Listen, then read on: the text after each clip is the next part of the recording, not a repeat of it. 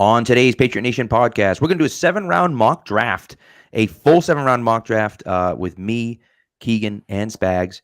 And we're going to talk about our prospects, of course, before, and we'll have another little conversation we're going to have before that as well. It's a heck of a show, so buckle up and cue the music. All right, gentlemen, we are back. Live mock draft today. Devontae Parker trade, of course, we're going to we're going to factor into the equation, which we didn't talk about last week, of course, because it happened after we recorded. But I'm excited for this. I'm excited for this, guys. Yeah, I am too. Me too. Yeah, go ahead, Keegan. We're a little rusty. 1 week off of StreamYard, and here it comes. It's tough, but it's super exciting. I haven't done a single mock draft. I know you guys have been putting them up on the website. I haven't even gone into a mock draft simulator, so this is going to be interesting for me. So I feel like I have an idea of how it's going to go, and it's just going to screw me up. So we'll see. Yeah. Yep. Yeah, I mean, we haven't talked since Wednesday we did a show, and then obviously the Parker trade came through on Saturday. Right. So us three haven't really talked. I mean, obviously we texted, but I guess your overall thoughts. I really like it. I think for the price, they're essentially getting them for free, right? Because you assume that they'll get a 3rd-round comp pick for J.C. Jackson next year. Granted, that's at the end of the 3rd round, so you're not going to get your own 3rd-round pick. Pick up a 5th this year. That's more ammo, right? They have 2 5ths now, two 5ths and 2 6ths. If you kind of want to move up, maybe late 4, you see someone you like, you kind of have the ammunition to get up and get there. And a guy, right, that you can kind of cut bait with next year if it doesn't work out for pretty cheap. I think it's like a $2 million dead cap hit. So they've been trying to improve at the X. They've wanted that kind of big body guy. I think Parker is seen as this big, kind of like a N'Keal Harry-esque that they brought in, right? He's just a boundary guy who can go up and make a jump ball catch. I think that's selling him a little short. I think he's pretty good in the intermediate game. I think there's definitely a role here.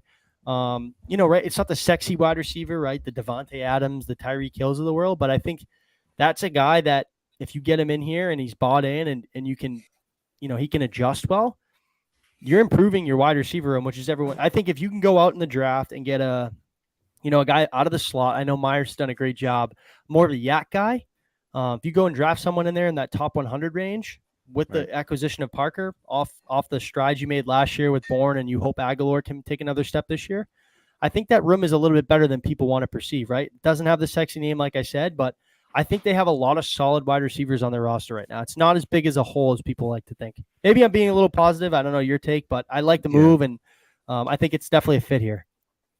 If you look at the draft value chart, right, they gave up a late 4th-round pick for him, essentially, right? Because you count next year's 3rd as an early 4th this year, and then you get the 5th-round pick, and so then that works out to be like a mid to late 4th-round pick, and that's a no-brainer, And I know Devontae Parker, fine, okay, whatever. He's not the quote-unquote sexy guy like you said, but he can be that number 1 receiver when he's healthy. The problem is he hasn't been healthy a lot, right? That's the real issue. But as Mike Renner said on his show, on their show, he's cheaper than Zay Jones for the next 2 years. So, you're getting him at a crazy deal contract-wise. You're also not giving up a ton to get him. If he works out, you're golden. And if he doesn't work out and gets hurt all the time, well, then it's okay, well, that sucks. But we didn't give up a ton to get him. And I do believe... I know people said, well, they don't have to draft a wide receiver now. And I agree with that. They don't have to necessarily draft a wide receiver now.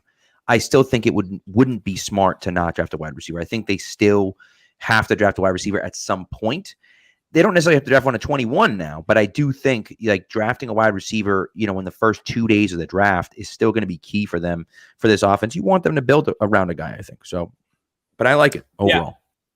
I think the cool thing about it is they're kind of too deep at all wide receiver positions now. You Aguilar and Parker can both play on the outside.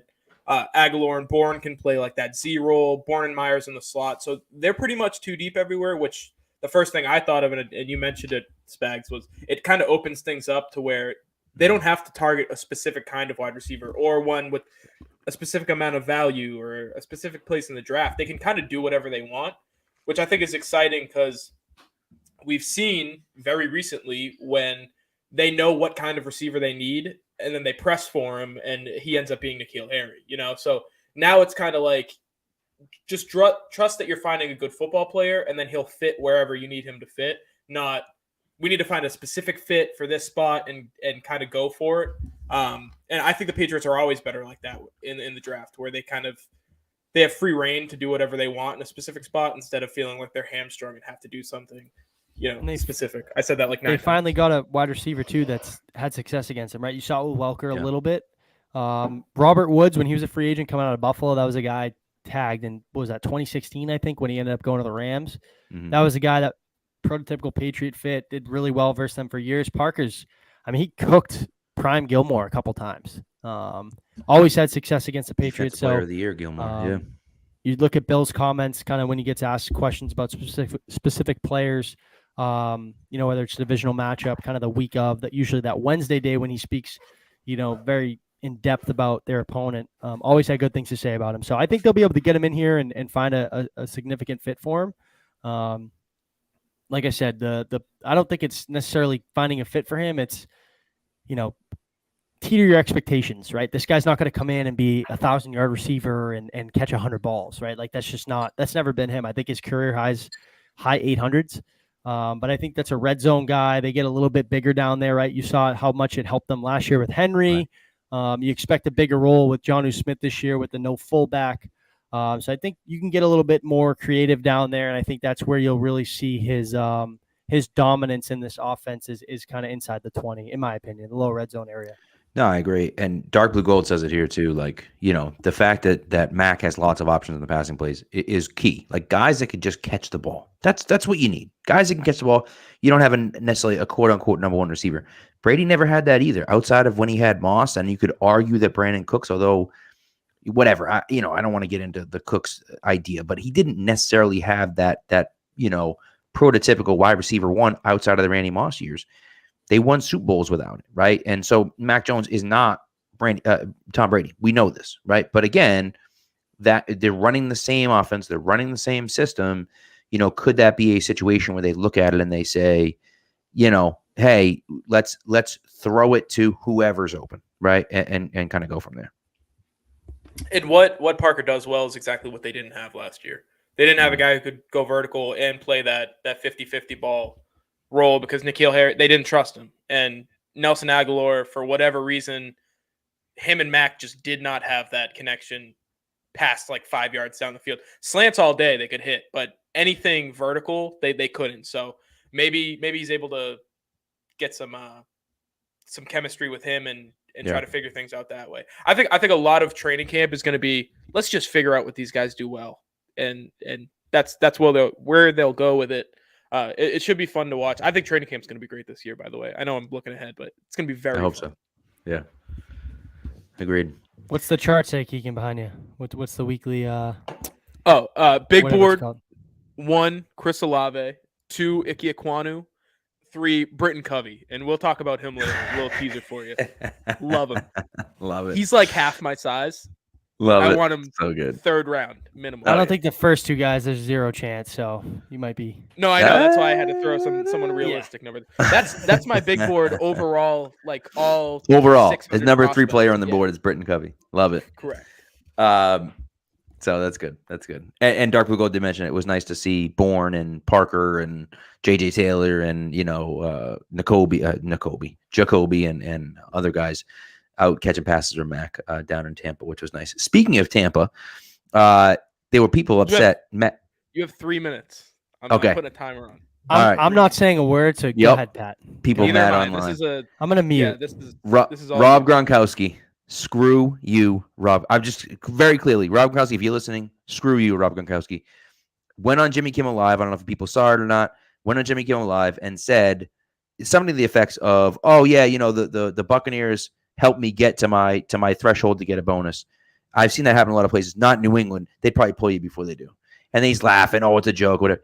I don't know. I don't know why. If I was Will Smith, I would say, keep my team's name out your mouth. But it's just I don't understand. I don't know where it's coming from. It's completely baseless. In 2011, when he was going back and forth with Jimmy Graham, they put him in. Jimmy Graham's game ended. He was down a few yards from Jimmy Graham. So guess what they did? They put him in with Brian flipping Hoyer to get him the yards record for a tight end. They do this all the time. And then James White and Lawrence Guy a few years ago, when they didn't hit their threshold, They gave him the money anyways. Last year, we mentioned it before the show, Devon Godshaw, he didn't hit his threshold. Guess what? They gave him the money anyways. This is what they do. They've done this on a consistent basis. Here, flat out, the reason why Rob Gronkowski is upset at the Patriots still is because he was not treated like a diva when he was here. He was a superstar. He wanted to be treated like a superstar. He wanted to do what he wanted to do and not have to go to off-season conditioning and not have to go to OTAs and not have to go to every single training camp session. And nope, they made him go to all of those, and he hated it. That's where the vroom vroom thing came from when he was at Gillette Stadium pumping up the motocross thing, talking about how he was going to retire and become a motocross driver or whatever. Dude, get out of here. Like, if you're still defending Rob Gronkowski, it is embarrassing. It's embarrassing. And he's a great player. He's the best tight end in the history of the NFL. I will not argue with that. Because there is no argument. He is the best tight end in the history of the NFL. I agree with you on that. But what he did when he left the Patriots, number one, then when he came back, number two, right? And now he's still talking about the Patriots years after he left. I just don't know. I don't know how you could support him when he clearly hates your team. You're 2 years later, like he can say, you're banned for talking about Gronk for the rest of the for the year. That's it. Unless okay, yeah, that's it. You've got. I got it out of my system. Unless they want to get one. Listen to me. If they play in the Super Bowl, I get to talk about him again. Yeah, of course. Fair. Of course. All right, you did it with 3 seconds to spare. I'm impressed because I thought that was going to go 25 minutes. No. Kept it tight. Very happy. By the way, I like the Will Smith reference. I was proud of myself. It came out of that top of my head right there. I didn't even write anything down. Pretty good. Not only are we not talking about Gronk, I don't want any Brady talk for the rest of the offseason. Yeah, I agree with with that. that. On Twitter. That one I agree. He's back. Yahoo. He's 45. It's sick. He's a alien. Whatever. Let's do a mock draft. I feel like that's what people came to see. Let's get into it. We haven't done this yet. Obviously, Keegan, you're kind of doing the same with Brian starting tomorrow. Next Tuesday, right? Next Tuesday. Okay, so Ryan Kieran. So if you're watching on the stream, Ryan Kieran and Keegan, maybe you might have a special guest mix in there at some point. I don't know, but yes, we're working through things. The next 3 weeks, the next 3 Tuesdays leading up to the draft, they're going to have a mock draft, especially a 7-round mock draft special, where they'll do a 7-round mock draft similar to what they did last offseason. So this is kind of a precursor for that. We wanted to do one, and then we heard their show was coming out, and we're like, oh, we'll give them a little press, could give them a little bump, and then we'll do it as well. So the special guest will not be Gronk, Dr. Pugold, but you never know. I mean, maybe he want to come on and do. We went 10 weeks last year. Spags was a part of it. We were all burnt out. Yeah. This year, Ryan was so burnt out from last year, he didn't even pay attention to the draft. So it's going to be like the Keegan Stiefel comedy hour where I monologue about players. I'm sure. Watch it. I'm sure I'll be in for one of those. Yeah.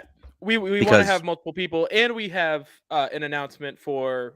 We've talked about it, like it's going to happen, but the live show during the first round of the draft, we'll have more concrete stuff later too.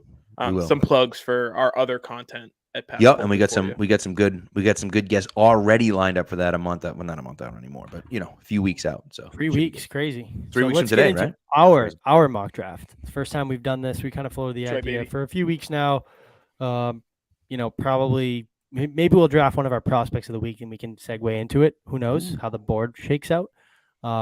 But figured, enough talking about 3 specific guys. This is a chance to kind of, interact with a bunch of players, kind of bounce the ideas off of you, if you're watching, and as well as to kind of open up the discussion for us. So, without further ado, Keegan, let's get into this here.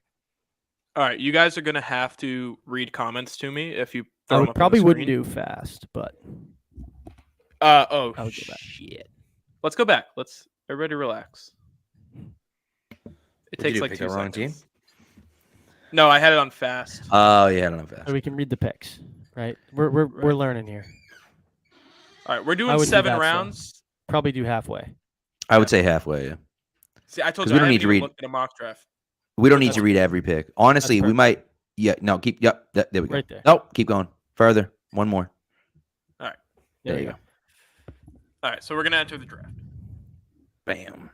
Do you guys want to get started right away, or do you have ideas for trades? No, we'll just see how the board kind of shakes out, and then we can kind of get into it. Yeah, I don't think the Patriots should be trading up at any Oh, point at yeah. 20. You know, unless unless like Derek Stingley drops to like 18, 19 or something like that, something crazy like that happens, and you're like, I got to go Why don't get that we guy. let's go through the Fine. top 10, and then we'll stop it, and we'll kind of take a look at what happened there. I like it. All right, so top 10. Aiden Hutchinson, 1 overall. I think everybody's kind of on that train. Yeah.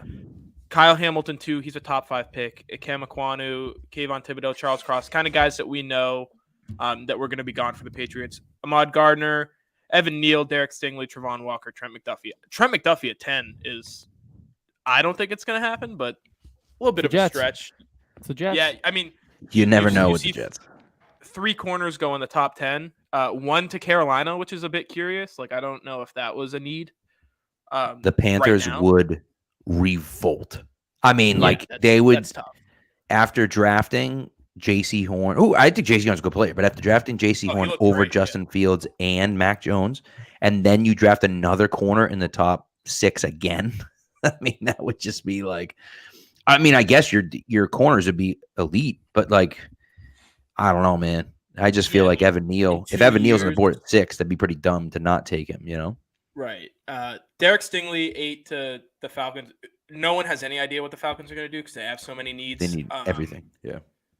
Trevon Walker is a guy who's like skyrocketed up boards from end of the first round to now a top 10 pick. Some people are projecting him to go first, which I think is asinine, but I mean, he's a ridiculous athlete. And then Trent McDuffie, that's your guy, Specs. But didn't Trayvon Walker have like 6.5 career sacks or something like that? Or like, no, 6.5 sacks last year or something like that. He just didn't. Which you can say about Athletic every freak, Georgia. though. Yeah, you could. Well, you which could is say true. About every Yeah. Georgia lineman. Yeah. That none of them played that much because there was 10 of them, and they Right. kind of cycled through. But he was kind of the odd man out when they had an odd man front, and he was the 4th guy. So. And that's what I mean. So if you're drafting him as the first guy out of those 4, and he was the last, if Georgia viewed him as the last of those 4 guys, and you're drafting him as the first one, I just don't. But and one of those guys is still in school, but it's Right. tough because Devontae Wyatt he's the guy who put up the numbers, but he's going to be the 3rd one off the board. Jordan Davis is like the greatest athlete alive, but he plays D tackle, like nose tackle. So right. All right, we're going to resume. London, Karlaftis, Wilson, Jordan Davis, and then we're going to keep going. We're going to go all the way to our pick. Yeah. Ooh, Malik Willis at 20. London, Karlaftis, Wilson, Davis, Devin Lloyd, Jamison Williams, Nakobe Dean, Jermaine Johnson, my boy, Chris Olave, 19, Malik Willis, 20. So that sucks that Willis went 20, because if he didn't, perfect trade back spot, right? Billion people, right. So do you guys want to look at the trades, or do you have somebody in mind right away? See, I think if we're taking it as a realistic approach, I think Patriots fans should prepare themselves for a trade back. I think, like we've said the whole time here during this process, I don't think there's a big difference between like the 10th best player and 60th ranked player, right? So with a lot of needs and a lot of talent at the back end of the first round, and even on day 2, late into day 2, I think you try to accumulate as many picks as possible. I know it's not the best idea, but the Jamison Williams, the Chris Olave, Garrett Wilson, Drake London, people that, they'll never draft, aren't even here. I think it's a perfect trade back spot. I know Andrew Booth, right? You obviously have a need at corner. That's somebody that they've had in on a top 30 visit, somebody that fits a specific need. But I think, maybe he falls on the board. Maybe you can get a Kyer Elam right in that like 29 range. I think a team like, where's it? Kansas City. Did they already pick? Right, they're behind us. Kansas City's 29 and 30. Yeah. Right, so they're trying to get up. I think to replace a kind of a a Tyreek Hill mold. So Jacksonville, they might be in the market. Who has the 33rd pick? They're interested. Right. Do you want to look at the team that isn't interested, or do you want to? So the team that one of the teams that I've looked at a lot is should base it off a Kyle Duggar type trade. Right. Yeah. 37 and 70. Yeah. So one of the ones that I looked at was Atlanta is the team I kind of find myself trading with all the time, because Atlanta has 43, and I think they have like 43 and like 72 or something like that.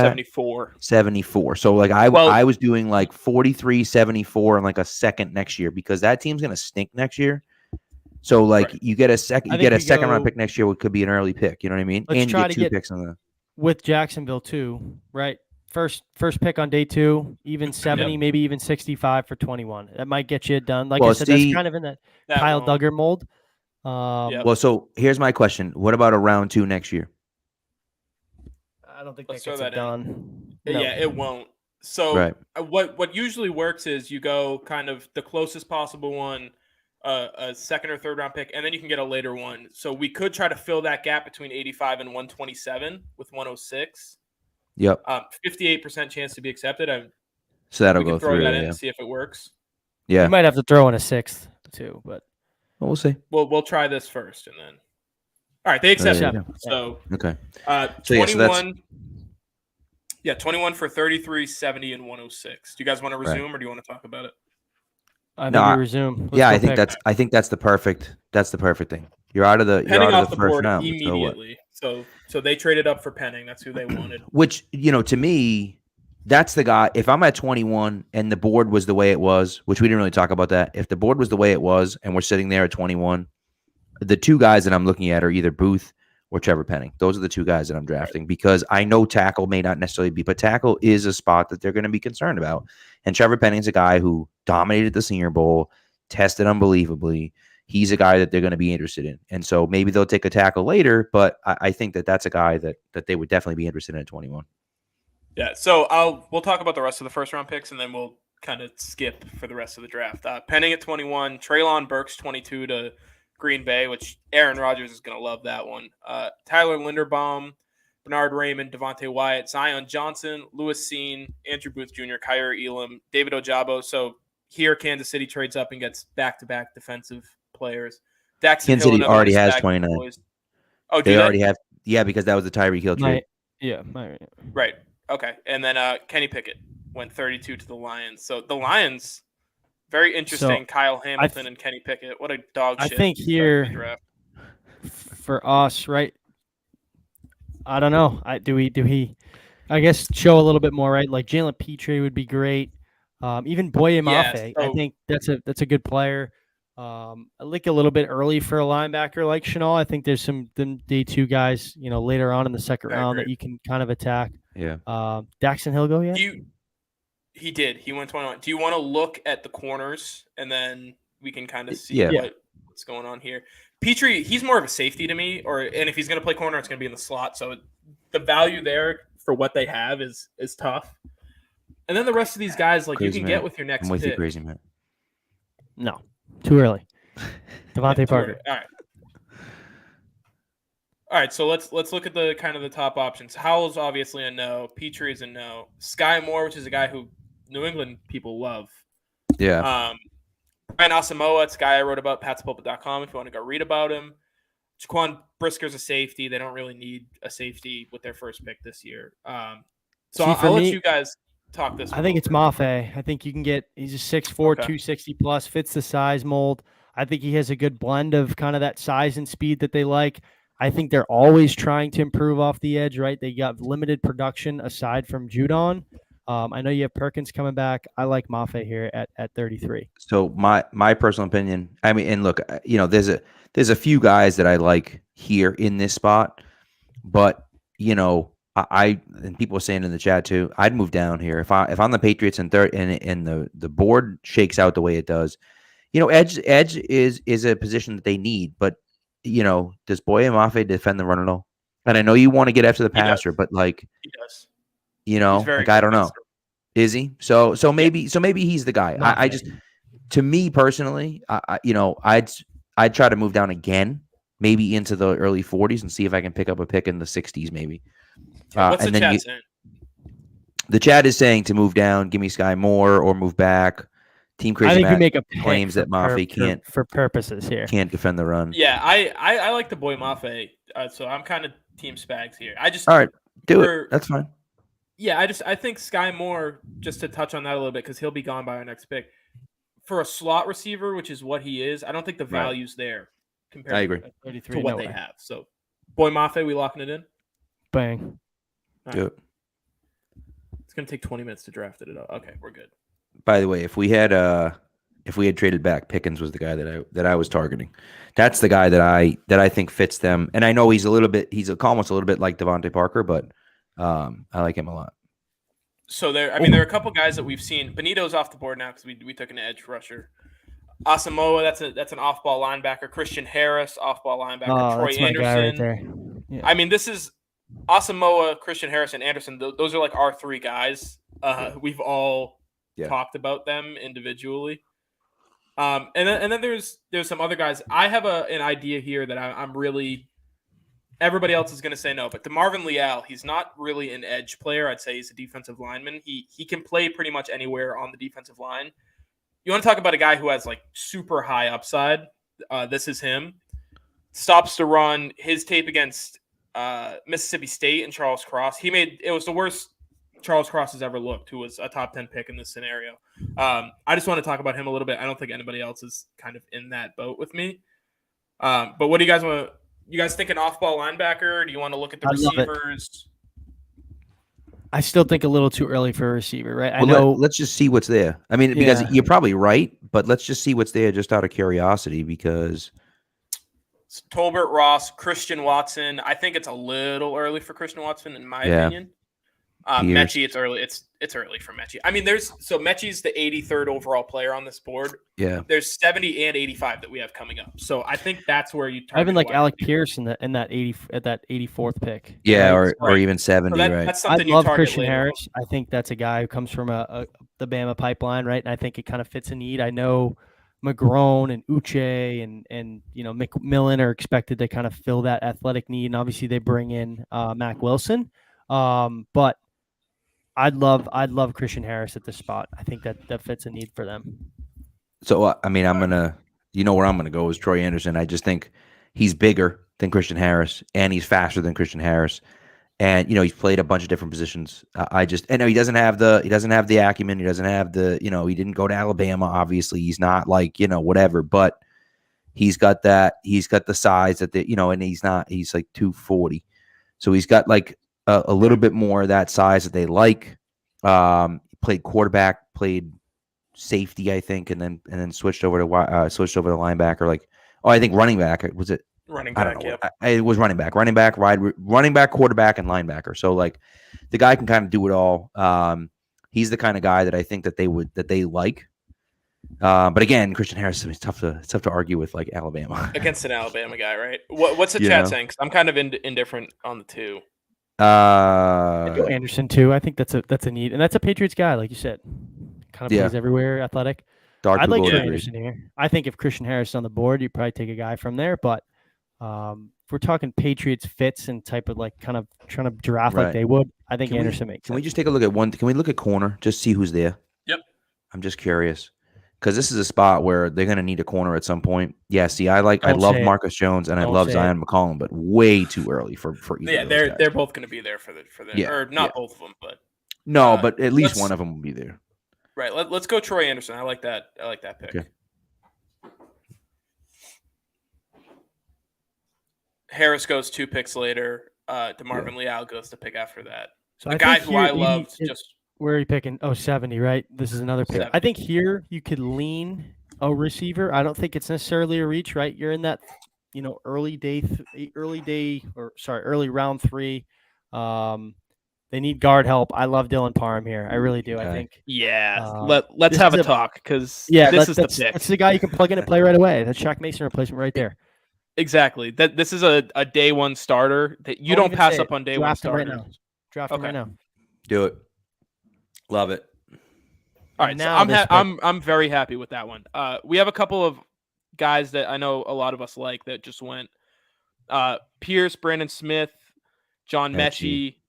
I love Tariq Woolen. He's like 6'5", and he has the longest arms of all time. Josh Pascal, I like a lot. Wan'Dale Robinson, who I think in terms of wide receivers that you would be targeting now that you've got kind of all your bases covered, I think he was an option. He's very small. Yeah. He's just super tiny. Let's look at wide receivers. See, I like Khalil Shakir here. I know they met with him. They spent a lot of time with him at his pro day at Boise. Corners too. Yeah, let's kind of take a look at all of them together. So what do we have after 85? 106. So it's like a 20 pick drop off. Yeah. I think I'm all set on Marcus Jones. Yeah, he's Ty too McCollum's small. super interesting because he's just so athletic. Right. And then Cam Taylor-Britt is a guy that, like, if you said this guy's a Patriot in the cornerbacks, I think that's him. So I think wide receiver is the move here. Yeah, so let's go wide out, and then we can always come back. And one of those, whether it's McCollum or whether it's the kid from Nebraska, like one of those guys will be available. And so I'm cool with that, and I'd be fine with Shakir here. I think is a guy that makes sense. David Bell, I've heard some people saying good things about. Shakir's a Bell. yak guy. He was a yak guy at school. He's a little undersized. Yeah. I think he's like 6 feet, 185, 190. So, you're not drafting an X, right? I think you kind of have those two, the X and Z filled with Parker, and then, like you said, Aguilar and Bourne can kind of flip flop there.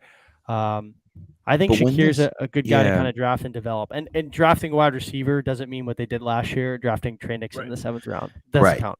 No, right. Although I still have hope for Trey Nixon since he was Ernie's last pick, but we'll see. We'll see what happens there. But greatest 87 of all time in Patriots history. Yeah, right. But the thing about it for me is that every time this offense is elite or even close to elite, they have a guy like Khalil Shakir, right? Edelman, Amendola, Wes Welker, Troy Brown, like Khalil Shakir to those me guys, he's Garrett Wilson light in this draft, like a poor man's Garrett Wilson, which who's not going to say yes to that? And the drop off, I mean, you go from 80 to 94, 110, and then you're in the 140s. And 94 and 110, I wouldn't touch with a 10-foot pole, either one of them. So I think if you're going to go receiver, so it's a no-brainer. Yeah. Right. It's one of those, and people have talked about this a lot, how the Patriots draft in tiers where they look at it, and that's why they trade so much, because they say, okay, we have this tier of players that we like, and so we have 5 guys in that tier, so we could trade back 10 picks and we're fine. Whereas, the Patriots might look at that and say, okay, Shakir's the last guy in this tier, and we're 2 tiers down if we don't draft this guy, so we have to take him. And that might be, that might be the spot they find themselves in. I really like Zach Tom here. I think, like you said, I do too. With Wynn and Brown, right? Brown's on a 2-year deal. Wynn's on the last year of his rookie contract. There's a ton of uncertainty. We're kind of the same boat you were in this past year, where you didn't really know which direction they'd go. You kind of assumed Brown would be back, but like I said, it's a big red flag with him if he's going to be on the field. When he's on the field, he's great, but it's a very big question mark if he's going to be on the field consistency. I think this is a range where you can try to get a guy in here, be an upgrade at swing tackle. Justin Herron's your swing tackle right now. I think this is an upgrade. You're drafting from the same school that he went to at Wake Forest. And a guy maybe you can get in your building, don't have to start him 17 games as a rookie, kind of put him in spots. Like I said, plug and play type of player, a swing tackle, get a year under his belt and see what happens. I like a tackle here. So this is dark blue gold here. Says actually exactly what I was thinking was maybe we should consider trading up if there's a cornerback that we like who might go before our next pick. I think our next pick 127, right? So you get 21 picks in between this one and our next pick. I think, if we get into late round 4 and we still haven't drafted a corner on this team, Caleb Evans, that's scary. That's scary. And people in New England are going to freak out if that's the case. Now I will say I like the haul a lot, right? What's available. And what we've gotten. But so McCollum, and again, maybe Cam Taylor-Britt is the guy that you want. And you have to factor in too, they have a ton of picks right now. They're not going to draft this many guys. So I think you draft someone here and then use that 124 and maybe a 6th or 5th to move up into that teens range, the 115, and get a McCollum, get a Cam Taylor-Britt, even a Kobe Bryant. Look at the Texans here with back-to-back picks right after us, right? They're drafting 107 One of and those 108. is going to be a tackle. Right. So you have to take a tackle. But what I'm saying to you is that if you try to trade with Houston, let's do it. it. So let's see if we can make that trade with Houston. I think we have too many picks anyways to deal with. Like, you're not going to be able to sign as many before we do anything. Let's see if we can make that trade with Houston. And we'll trade, 108. Let's do 108 instead of 107. That gives them the choice of the player they want. We'll do 127 and 170. Yeah. Ooh, they rejected. Try All right, 158. Do we have a 7th next year? I mean, 158. The range from 108 if you give them 158 to 170. Yeah, you can't do one. Why not try around 7 from next year? Or throw a 6th in this year with 2 6th. I mean, a 7 Around next 7 year. next year is was nothing. Nothing, and it's Yeah. 81. So Right. we'll do Right. that. All right. What the hell? Throw him a 6 this year. Get rid of the 7. Throw him a 6. There you go. There you go. Fucking All right. Texans. So All that's right. it. So it's a we've lot. got 2 out of the next 3 picks. So we're gonna go Zach Tom. Right. Zach Tom is the pick. Let them take whoever they're going to And take. then they took a fucking running back off. Those idiots. So now it's let's have to talk about who we want. Right. Here. So now I I've don't know much literally about never Cam watched Taylor-Britt. this. So sell me, sir. Sell me on Cam I'll Taylor-Britt. let Keegan do it. I'd rather Taylor Britt over McCollum. I like him too, but I'm leaning. Yeah, I agree Taylor-Britt. 100%. So Cam Taylor-Britt is a slot corner who can play outside. He's got super long arms, and he plays like he has rabies. Like he's a crazy person. He's super physical. I really like him. I wrote about him like 2 months ago, and I watch him consistently still. So that's who we're gonna draft. All right, that's pulling fine. apart on that one. I'm a little upset that we're not getting my boy, but that's okay. Now, I mean, we have a 50 pick weight here, so this is tough. Let's speed it up a little bit. Yeah. Yeah, especially at this time, it doesn't really matter who's getting picked here. So what are we Jerome focusing McKinley on? at 139 is outrageous. I mean, now it's kind of best player available who we like, right? Right. Yeah. Let's look. Can we look at who we have already? No, it doesn't let you That's do that, garbage. unfortunately. That's very I know. stupid. That's the one thing I don't like about. That's like the biggest thing I don't like about this one compared to like All right, so PFN, because PFN you can see. Off top, we've got wide receiver, tackle, guard, corner, edge, linebacker. That's Right. what we've picked. Right here, pick 158. This is end of the 5th round, right? Or middle Yeah. of the 5th round. Middle of the 5th, yeah. What do we think about a punter? I mean, dude, what's so funny is that I this don't like just came drafting. through literally right let's be before you said serious, that. though. 200, he'll be there. Like these drafts don't draft punters at all. And so let's not waste our time because we'll be able to get him. But I just wanted to mention Jake Bailey was an All-Pro or Pro Bowler or whatever. We're seeing All-Pro 2 years ago, and he had knee problems, right? Like, I'm still Team Jake Bailey. Let's relax with Matt Araiza. I agree. You know, I like Jake Bailey, but if they feel like they can upgrade and also Bailey's a free agent after this year, tell me they wouldn't do that. Like it's 100%. Not out of the realm of possibility. 100%. Could have been Super Bowl MVP. So you're right. You're definitely right. And they drafted Bailey. Right. Like a week after Ryan Allen should have won Super Bowl MVP, they're like, all right, you're gone. You're gonna go play for the Falcons. So one of my guys. Should I talk about one of my guys right now? One of my guys is right there on the board. So my prospect this week is right on the board right there. We probably might not take him right now, but is Sterling Weatherford from Miami of Ohio. 6'4", 225. He's a pretty good athlete. He's not a great. I believe he had a meeting with the Patriots. I think so too. The combine. Don't quote me on that, but it's like the NFLPA Bowl or something. Yeah, he didn't go to the combine, I don't believe. But he did have a few good days at the Senior Bowl. Ran a 4.59 40, decent vert, I think 36, and had like over 20 reps on the bench. He's just a big dude. He's not like a an out of the box safety. He's probably more of like an in the box type safety. Kind of like what they have right now. With Duggar and all these different players. So he's a guy that I think would be an interesting fit for them in this spot, in this like 5th, 6th round position. Where they might target a guy like that. Plays super physical. Again, not the best athlete in the world, but like is a super physical guy, similar to like an Adrian Phillips type of player, where like he's going to be physical. He can play in the box a little bit. He obviously plays safety, but he can play in the box a little bit. I like him a lot. But again, in this like 150-ish range, I think is kind of where that kind of sweet spot for him would be. Who knows if that'll happen or not? But that's the guy I like. Very Josh Bledsoe-esque. Kind of is, yeah. So here, we can highlight some names that we know, like people we're comfortable talking about. Chris Paul, he's like a guard tackle. I would prefer him at guard, but he played mostly tackle at Tulsa. DeMarco Jackson's an undersized inside linebacker.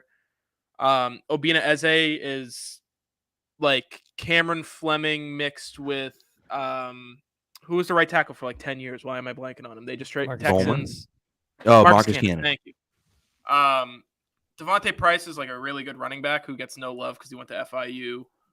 Um, I like Isaiah DeMarco Thomas. Jackson, special teamer guy from Appalachian State. Not a bad double dip there. You can never have too many guys at that position, as we've seen. Yeah. Okay, I like that DeMarco one. Jackson I know. there.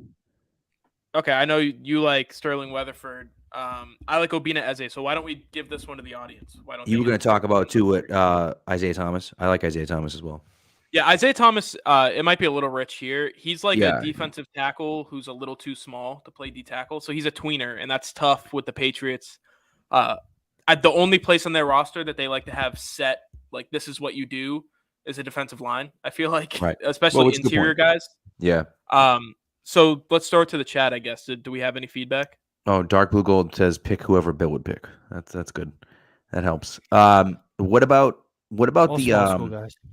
who the hell is who's the D tackle from LSU? Who's like a true nose?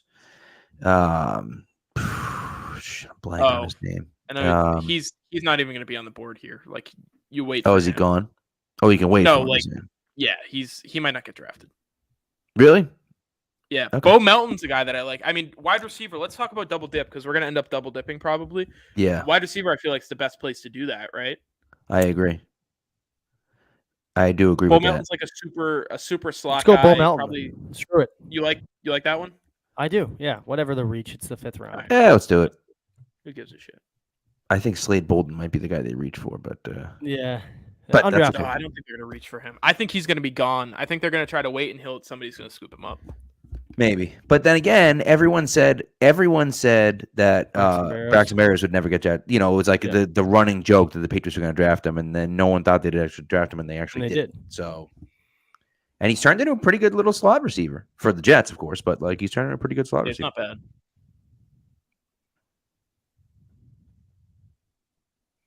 So I was going super slow, but we've already gone halfway, and I'm not going to speed it up for 5 picks. JT Woods played against him in high school. Fun fact, as did I against the Marvin Lial and a couple other guys. It's very sad to see, because I am not in the draft. You were not. draft That's a good point. Unfortunately. Well, I'm scrolling here. Technically, you are draft eligible. You're just not going to be drafted. That's true. All right, I want to go running back. What do you guys think about running backs? Sure, whatever, dude. Let's do it. I'm in. CJ Verdell. It's my guy. CJ Verdell. I was going to say Zonovan Knight there. I like him. I believe he went. He did. Zonovan Knight went. All right, so there are 3 here in like a range that we can talk about, and they all do, or 2 that do what the Patriots would probably be looking for, which is like a pass catching back. Max Borghi, who put up insane numbers at Washington State when they were in that air raid offense. His numbers dropped a little bit. He got hurt. And then CJ Verdell, who's super skinny, but like competes and does a good job. And then Jack Jones, who they had a meeting with, if we want to be like, oh, the Patriots would draft him because he had a meeting. Right. What do you guys think? There we go. Keegan. Mr. Irrelevant. Well, we Keegan double Seafood, dipped at long wide snap. receiver. We could double dip at linebacker. We could double dip at corner. I think it makes sense at either of those spots. I was a punter, buddy. Let's go. I think we just do Jack Jones. Just to fit the narrative. Jack Jones? Everyone's Yeah. needed. We're meeting with him. They'll probably find a slot for him. So Will look like special team help. we know what we're talking about. All right, and then the rest of the draft, no one gives a shit about. Yeah, let's speed this. And then we thing can, me and Spags can get into our players of the week, and then we'll get out of here. up. Love it. I like that. High Bo fry money, Bo Fogle. problems. Bo Melton's a Patriot. I mean, I think it just it's been a long time. It's been a long time now since they drafted a guy from Rutgers. I was gonna say, I think since they drafted a guy that you'd expect that they'd draft and they didn't, I was like Mac Jones last year. No, I was all It's over been a that long train. time since they drafted a What guy. did we get? from B plus. I like it. Rutgers. No, that was the trade. No, that was the overall draft, right? No, that was the B trade. plus. Boy, the Mafigalé. trade- Troy I always Anderson look with at a that B. as the Don't draft. promise We got C a plus. B. Get out of here We with got a that. B. I'll take a B. I was a B student. I'm doing all right. There for we myself. go. We'll go through. That's not surprising at all. B plus for the trade. No offense. I was too. Spag. Look where I went. No, I was gonna say you were an athlete, so Yeah, it's all right. athletes don't get A's. I got by. A myth. I did okay. Boy Mafe. So our first pick, we got an A, which I'm happy with. I think not only does it fill like a sneaky need, but it's probably the most Patriot-like edge player that you would be able to pick. Like all the top guys, obviously they'd love, but they would never be able to pick him. This is a guy who actually stops to run. He isn't just a pass rusher like Myjai Sanders or whoever. Yeah. Troy Anderson we got a B with, which is nice. Dylan Parham a C+ is bullshit. Like they don't know what they're talking about. It's ridiculous. And not only that, but he's way higher than 70 on their board. I don't understand why. If their big board has him at like 60 and we drafted him at 70, why wouldn't we get a better grade on that?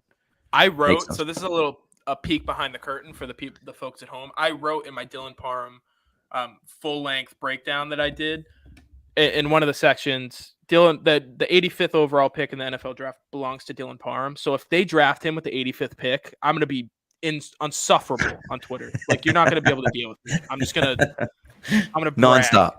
He's going to be like me talking about Rob Gronkowski. Yeah, exactly. So Shakir was our best grade, A-, or Mafe was the best with an A. Shakir's second best with an A-, which is interesting. I think if you draft a wide receiver, they love it, which is obviously not true because they give us a C for Bo Melton, but usually these grades are. You figured they would there. I mean, but 5th round, right? That's where you're kind of just throwing darts, right? At team needs, you might reach a little bit. Who knows how they kind of approach those later rounds? Yeah, they've been really good at them lately. Like on day 3, like if you look at the last few years, Stevenson on Wenu, they've definitely hit on a few. What was Tooney was day 3, like guys like that. I know they're earlier, but Tooney was 3rd round. Was he a 3rd? I mean, he was the round. Shaq Mason was the 5th rounder. Shaq Mason was a Bentley was a 5th rounder. Yep. Yeah. So I mean, like I said, you're kind of just throwing darts at that spot where, hey, we need a little bit more help here. Let's take a chance on this guy. He can help us down the stretch. Right, and then we'll go through the rest. Zach Tom a D. I don't get. He's a 92nd player on their board. We drafted him 106, and we get a D. All right. Right. Cam Taylor-Britt a B. Everybody loves Cam Taylor-Britt. Anybody who pays attention to the draft. Yep, and then Jack Jones. So, and one thing I do want to say about the trades, because anytime you drop a mock draft, people are like, oh, your trades are stupid and you gave up too much. If you're moving up to get someone, you're going to have to give up more. Like if you look at the Rich Hill, draft value chart and you're just like, oh, I'm just going to match the numbers. That's not how it works because you want to move up to draft someone. Yeah, so if you want to move up to draft someone, you're going to pay extra because that's what happens. Like, of course you're going to pay extra. I mean, even look at last year. Wasn't the Barmore trade that technically they lost in the PFF value? But someone said it was the worst trade they've made in the last 5 years. And it was so good because didn't they get McPherson and someone else that played pretty well for them down the stretch, and we got Barmore. It was the most even draft day trade that I can remember. Yeah. But that's a prime example of Patriots had a guy in mind that they were willing to give up whatever it took to go get, and they had to overpay a little bit. But you hope they work out. And if that's the guy, if that's the guy you want, then you overpay a little bit, and you're going to have to overpay a little bit because why wouldn't that team just stay in that pick, right? So that's the part for me that I'm kind of like, yeah, but that's so whatever. Anyways. One last time. Boy Mafe, Troy Anderson, Dylan Parham, Khalil Shakir, Zach Tom, Cam Taylor-Britt, Bo Melton, Jack Jones. That's our lot. 8 players, which is nice. We went in with 7 picks. We got an extra pick out of it. Yep. To take me off the board so I can hop back in with you guys. Let's do it. Make sure you screenshot that, Keegan. We can tweet it out for sure. Yeah, I downloaded it, so. Yeah, no, it's solid, and that's really what you're looking for, right? I think when you talk about what do they need, and edge is a position that not a lot of people have talked about, but it is a position of need for them. They need a guy across from Matthew Judon, right? I agree, and those have been positions that have been kind of a little bit ignored by because you see corner and you see wide receiver, and you think those are the needs for them. And listen, they are needs. Don't get me wrong, but when the Patriots have a need to tackle, they draft it. They draft the tackle earlier than they need it. They don't sit there and say, "Oh, we have a need right now.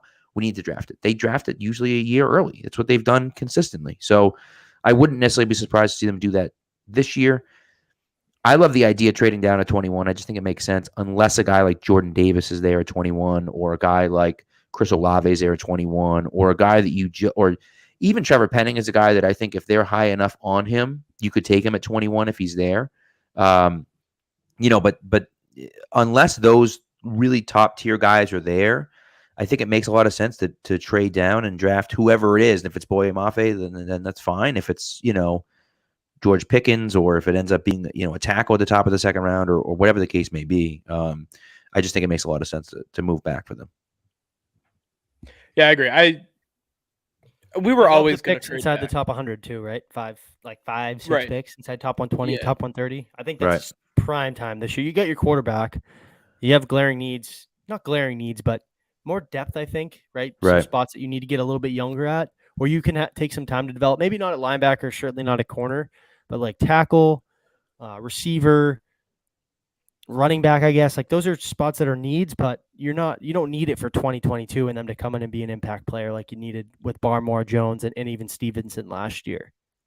Right. It's what they do. They're literally doing it at running back right now with Stevenson and Harris. Right. Harris is a free agent at the end of the year, and then they've got this guy who's got 2 more years under contract, ready to go. So I liked it. I think we did a pretty good job. Spags and me and we have our yes, your players have to go. week. So my prospect was Sterling Weatherford, just to remind everyone. And Spags, go ahead, sir.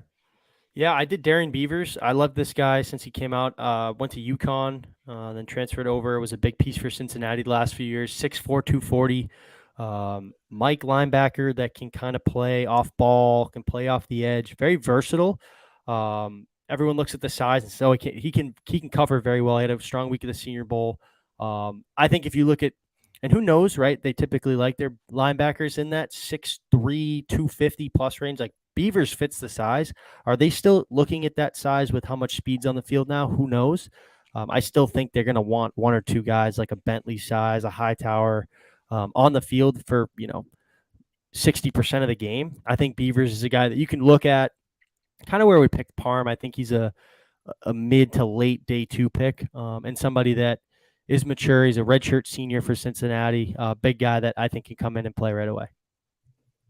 He's like Juwan Bentley, but you got to spend a little bit more to get him. That's what he feels like to me, which I feel like if the Patriots could add a second Juwan Bentley, they'd be thrilled. And he's a better athlete. So I was going to say, I think he's a better, and that to me, that's the big thing. Like if you're going to get the size, right. If you're going to get the size, but then you need, and that's like Spag said, the athletes, you need better athletes. Well, you can get a guy with that size and he's a good athlete too. Versatile, right? Like he can cover, man. This is a tight end stopper. I know you have that with Duggar, but yeah, he's a bigger I guy. think it fits. He fits. Yeah. Yeah, and then my guy's Britton Covey, 5'8", 170. He's 25. Everything about him screams undrafted free agent. But I got to thinking, I turned the brain on today, and I was like, it would be very Patriots if they felt like they had to replace Gunnar Olszewski. I've talked about it. Like I made it my brand on Pat's Pulpit where don't draft a punt returner, don't draft a kick returner. You have people who can do it on your roster.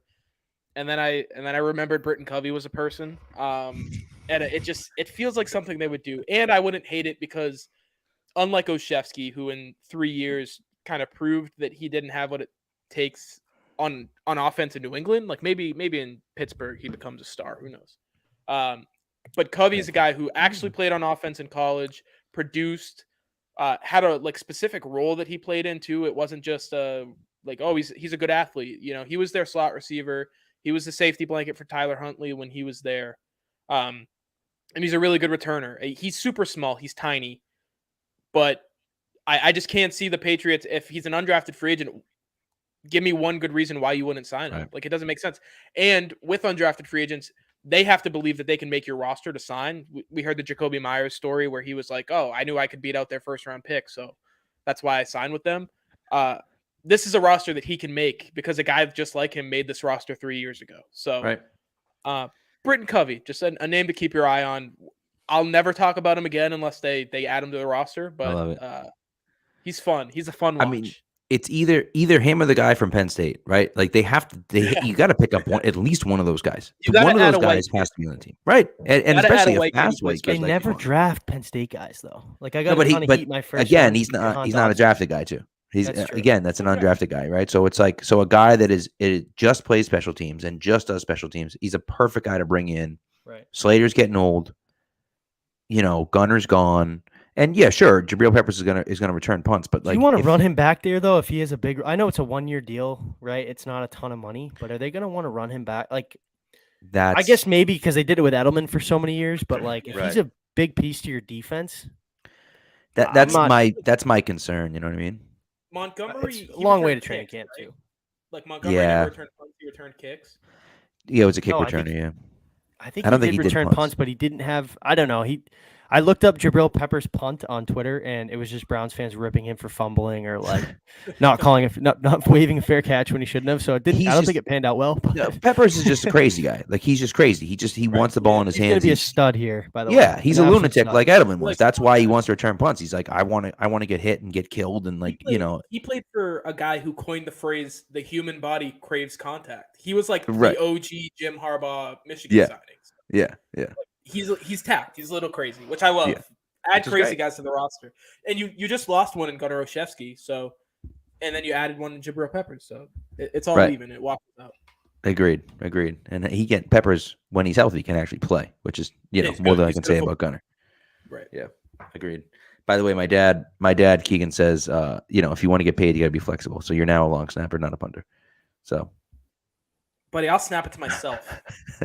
Don't worry about being flexible. I played D line too. We were all over the place. Sacked Oh, Bailey brother. Zapp. Yeah, I I'd told say you there that. you go. Look at that. No big Look deal. at My you. only career high school sack was Bailey Zapp. Bam. Wow, he can dime it up, dimed it up in the match. Yeah, they beat us. They beat us by like 40 points, but I sacked them. So Hey. it was sick. You're not out Victoria there East. defending. You're not out there defending the pass. He went to you would have that tweet saved in your drafts for when he gets drafted. I Oh, know yeah. you too well. He I went to know the you too same well. high school. He went to the same high school. And you know I'm right. That's why you're laughing. Oh, absolutely, yeah. Oh, Fuck yeah. 100%. And he should. I think I tweeted it out. There's 6 players in this draft that I played against in high school, and they're all going to be drafted. They're not just like bums. Yeah. Well, And last year was who? Caden Stearns. You loved him. Did you Caden play Stearns, and then Out of JT Texas. Woods out of Baylor, Sincere McCormick and Spencer Buford. They both went to UTSA. Bailey Zappi, who's like literally the leading passer in the history of college football. him? Yeah. Which is fucking crazy. DeMarvin Lial, who's probably going to be the first one picked out of all of them. He's really good. And then some other kid. He's like a safety. Oh, That's like me with hockey. Lejean. My Yeah, whole age you've got group like is- Austin Matthews or something. Like yeah. Oh yeah. Charlie Yeah. McAvoy. The '97 age group is the best draft of all time. The one the Bruins missed on for. Yeah, well, they you know, drafted I love all Jake the wrong DeBrusk. guys. Three straight I'm guys. not, but Zaboral, Senishin, yeah, all those guys. That was my. Are they year, both and gone? they're- Senishin They're is both gone, Zaboral. right? He had a shoulder injury. He's done for the year. But Jake DeBrusk is awesome. I don't. Yeah. That's my First rant, line so First line don't sniper. say Jake oh DeBrusk. bad word about him. They're a better team with him. He's I agree. unbelievable. I agree. People would like trade him. I'm Morons like, that want why? to trade him. 21 Why? goals, 9th in that draft in points, and drafted him 14th overall. What did you want? I know you Right. wanted Chabot and Barzal, who went after, but for what he was drafted, he's been Barzal. okay. Relax. Right. And you can't, like, he's the best out of the 3. Like, it's not his fault that the 2 guys around him stunk. Like, if you had drafted, even with one of those other guys had been good, you'd look at it completely differently.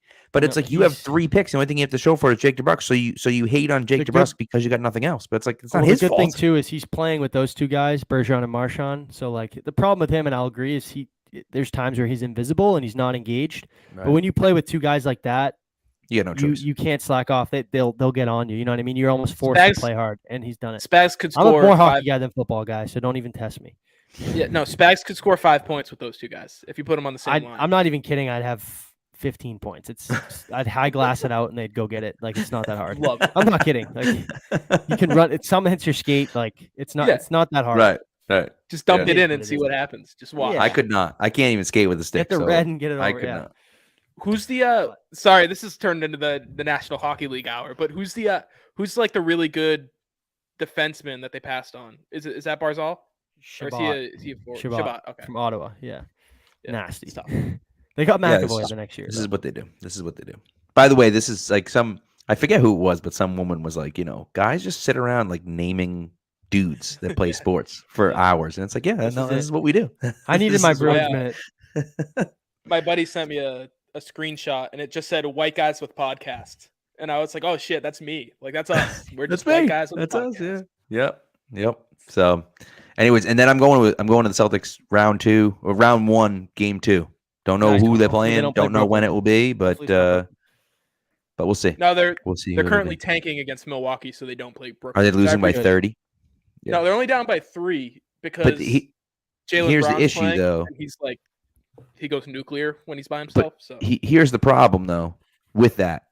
I'm all on board for not getting the 2 seed and getting the 3 seed instead. The only issue that I have with that is that if that happens, You play Milwaukee round 2? no, not necessarily the issue. Yes, but the real issue that I have, you play Milwaukee round 2 no matter what, because they'd be you'd be the 2, you'd be the 3. But I'm fine. the issue that I have with that is that you have to beat Memphis, and Memphis is a really good team. And so, or you have to just hope that the Sixers lose. You mean Miami? They're playing Memphis last game of the season. Last game of the year to get the 3 seed. If you end up being the 4 seed, I think that's perfect because then you play Philly in the second round. Except the word supposedly now the word is that Jaylen Brown and Al Horford are both unvaccinated, and if that's the case, they cannot play in Toronto. Well, Horford said he was going to get vaccinated and need 2 weeks though. Well, he probably started already. So maybe he did. knows? Yeah, so maybe he did. I still think they could beat Toronto. Toronto's they play hard. Let's end it on that. I don't like the Celtics. I'll jump on the bandwagon when they're in the conference finals. There it is. See, that's it. You got to do a Red Sox. I'm a proud bandwagon Red Celtics Sox fan. takes. No, I'm just kidding. Oh, opening day was today. Well, tomorrow because they got rained out. I'm gonna miss it. I'm gonna be work. I work for the Woo Sox now. 3 weeks to the draft, though. Do you really work for the Woo Sox? Yeah, it's pretty sweet. But look at you. I'll be watching the young studs, not the nice. Not the Tristan Cassius looks like an absolute tank. Duran and Jeter down. Moose. Duran, love it. Fitzy. It's the boys. It's gonna be a fun team to watch. Yeah. I mean, no one's gonna get out to Worcester to actually see them, but you'll be there, so that'll be fun. I'll be there. I'm getting out there, and I'm getting paid. Even better. I'll take even better.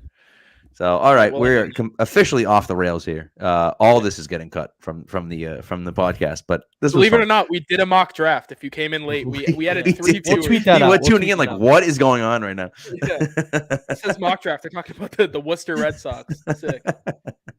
So, anyways, thanks for tuning in, guys. We'll see you 3 weeks from tonight is the draft. So we are almost there, boys and girls. And so we'll see you next week. Oh, wait, quick story. Super quick, really quick, hysterical. You have to hear this one. It's so good. Some of my D-Block kids actually might be listening. This happened in my D-Block class. No names, of course. But this girl was this girl was wearing glasses, and she like picked something up, and she's like, "What color is this?" And we're like, "It's orange." And she was like, "Oh, okay." She's like, "I wasn't sure because I'm wearing blue light glasses, so I can't see blue, so I wasn't sure it was blue." I was like, that is not what blue light glasses mean. Like, you're very confused by this. I thought you guys were going to make fun of her because she was colorblind. I was like, that's not right. I'm colorblind. No. That's not nice.